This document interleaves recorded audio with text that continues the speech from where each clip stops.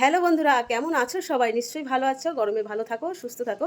এখন বাজে ঘড়ির কাঁটায় 11টা 20, আর সকাল সকাল কিন্তু আজকে আমার রান্না হয়ে গেছে। গরমে বেশি দেরি করছি না। তো কি রান্না করলাম চলো তোমাদের দেখাই। আমি কালকে পুঁই শাকটা কেটেছি, তোমরা নিশ্চয়ই দেখেছো। তো সেই পুঁই শাকটাই সকাল সকাল আমি রান্না বসিয়ে দিয়েছি। আর এপাশে দেখো কচি আমরা দিয়ে টক ডাল করেছি। টক ভালো লাগে বেশি খেতে। তো ভাতটা এই যে হয়ে গেছে। শাশুড়ি মা গেছে তার মেয়ের বাড়ি। আর এই যে সবজি সবজি বলতে এই সমস্ত শাক পাতা কাটতে না খুব সমস্যা হয়। তো আজকে আমি ঘাট করে রেখেছি, এটা কালকে বাটা করব। আজকে আর সম্ভব না। যত তাড়াতাড়ি পারবো রান্নাঘর থেকে বেরিয়ে যাব, না হলে ভীষণ কষ্ট হয়। বেলা বাড়লে গরম বাড়ে। তো এদিকে আমার পুঁই শাকটাও কিন্তু হয়ে গেছে। গরমে আমাদের মিঠাইটার শরীরটা ঠিক ভালো যাচ্ছে না। তো মিঠাই কোথায় আছে? তো মিঠাই এই দেখো, কোনো পাখাও চলছে না, কিছু না, এক কোনায় শুয়ে আছে, ও কিচ্ছু খাচ্ছে না।